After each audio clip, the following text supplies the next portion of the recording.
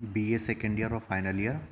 BA second year वाले कविता निराला जी की वह तोड़ती पत्थर की व्याख्या देखेंगे और निराला की काव्यगत विशेषताएं इसमें से ढूंढने का प्रयास करेंगे, जबकि फाइनल ईयर वाले प्रगतिवादी काव्य की जो रचना है, प्रगतिवादी काव्य की जो विशेषताएं हैं उस पर हम प्रकाश डालेंगे। यह भी एक प्रगतिवादी काव्य का उदाहरण है, तो आपने पिछले साल इसका अध्ययन किया ही है, तो आप इसे प्रगति काव्य की विशेषताओं के संदर्भ में समझेंगे। वह तोड़ती पत्थर देखा मैंने उसे इलाहाबाद के पथ पर। वह तोड़ती पत्थर, कोई न छायादार पेड़ वह जिसके तले बैठी हुई स्वीकार। श्याम तन भर बंधा यौवन नत नयन प्रिय कर्म रत मन। गुरु हथौड़ा हाथ करती बार बार प्रहार। सामने तरुमालिका अट्टालिका प्राकार। चढ़ रही थी धूप गर्मियों के दिन दीवा का तमतमाता रूप। उठी झुलसाती हुई लू रुई ज्यों चलती हुई भू। गर्द चिनगी छा गई प्रायः हुई दोपहर। वह तोड़ती पत्थर, देखते देखा मुझे तो एक बार उस भवन की ओर देखा छिन्नतार। देखकर कोई नहीं देखा मुझे उस दृष्टि से जो मार खा रोई नहीं सजा सहज सितार। सुनी मैंने वह नहीं जो थी झंकार। एक क्षण के बाद वह काफी सुघर ढुलक माथे से गिरे सीकर। लीन होते कर्म में फिर ज्यों कहा मैं तोड़ती पत्थर। पहले हम इसके प्रमुख शब्दार्थ को देखेंगे। तरुमालिका यानी पेड़ों की पंक्ति। अट्टालिका ऊंचे भवन को कहते हैं, उसके जो ऊपरी मंजिल होती है। प्राकार जो है परकोटा या बाउंड्री को कहते हैं। छिन्न तार का अर्थ है फटे हुए वस्त्र। सीकर का अर्थ जल बूंद, जल की बूंद या पसीने को कहते हैं।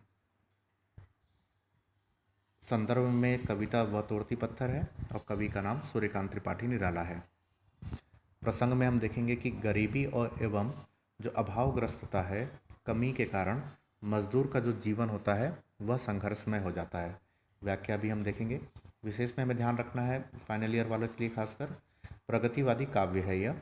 और प्रगतिवादी काव्य किसे कहते हैं? जिसमें हम उस वर्ग के प्रति सहानुभूति रखते हैं जो मेहनत करता है या जो मजदूर वर्ग है, और जबकि पूंजीपति वर्ग की यहाँ पर आलोचना की जाती है, क्योंकि श्रम का जो मूल्य है जो मजदूरों को मिलना चाहिए था वह पूंजीपति अपने पास रख लेता है और वह सही मूल्य मजदूरों को नहीं देता। यहाँ प्रगतिवादी काव्य में जीवन के यथार्थ पक्ष का वर्णन किया गया है और कल्पना का कोई स्थान नहीं है। यहाँ पर हमें ध्यान रखना है कि प्रगतिवादी काव्य जो है वह 1936 के समय और 1943 तक की रचना काल को कहते हैं। इसमें हम साम्यवाद पर प्रकाश डालते हैं। साम्यवाद का अर्थ होता है समाज में सभी समान हैं, कोई छोटा बड़ा नहीं है और जो जैसा श्रम करता है उसे वैसा मूल्य मिलना चाहिए। जबकि समाज में यह स्थिति नहीं है। जो अधिक मजदूरी कर रहे हैं या बहुत मेहनत का काम कर रहे हैं उन्हें वह मूल्य नहीं मिल पाता है। यहाँ पर एक मार्क्सवाद का नाम भी आता है प्रगतिवादी काव्य में। मुख्यतः कार्ल मार्क्स ने ही इस विचारधारा का प्रतिपादन किया था, तो इसी कारण इसे मार्क्सवादी साहित्य भी कहते हैं। और यहाँ पर द्वंद्वात्मक भौतिकवाद का उदाहरण आता है। द्वंद्वात्मक भौतिकवाद में द्वंद्व की स्थिति उत्पन्न होती है। द्वंद्व में आपको ध्यान रखना है कि द्वंद्व का अर्थ होता है विचारधारा का टकराव। इसमें सबसे पहले एक विचारधारा आती है जिसे वाद कहते हैं, उसका विरोध करने के लिए प्रतिवाद आता है और उन दोनों के बीच जब संघर्ष होता है तो संवाद की स्थिति या एक नए रास्ते का मार्ग निकलता है। यह प्रगतिवाद की प्रमुख विशेषताएं हैं। प्रगतिवादी काव्य को हम और अलग से भी पढ़ेंगे। अभी हम वह तोड़ती पत्थर में इस तरह की विशेषताओं को देखने का प्रयास करेंगे। वह तोड़ती पत्थर देखा मैंने उसे इलाहाबाद के पथ पर। वह तोड़ती पत्थर, न कोई छायादार पेड़ वह जिसके तली बैठी हुई स्वीकार। श्याम तन भर बंधा यौवन नत नयन प्रिय कर्म रत मन। गुरु हथौड़ा हाथ करती बार बार प्रहार। सामने तरुमालिका अट्टालिका प्राकार। यहाँ पर संदर्भ में कविता का नाम और लेखक का नाम, कवि का नाम आएगा। प्रसंग में हम कहेंगे कि गरीबी और अभावग्रस्तता के कारण एक महिला का जो करुण चित्रण हुआ है, यहाँ पर निराला जी ने उसे प्रस्तुत किया है। व्याख्या में लिखेंगे, मैंने उसको इलाहाबाद के एक मार्ग पर पत्थर तोड़ते हुए देखा।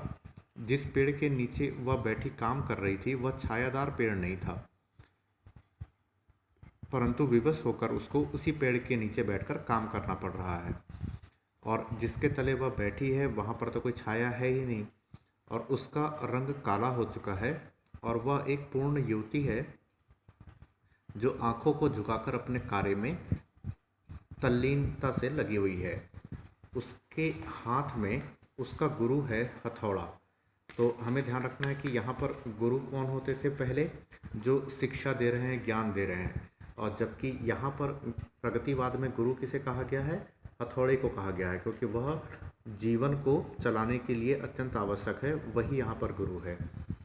और वह बार बार चोट कर रही है पत्थरों पर, और सामने घने वृक्षों की पंक्ति है, अट्टालिका यानी ऊंचे ऊंचे भवन हैं, और परकोटे वाली कोठियां हैं, अर्थात जिसमें बाउंड्री बनी हुई है, उस तरह का यहाँ पर दृश्य प्रस्तुत किया गया है।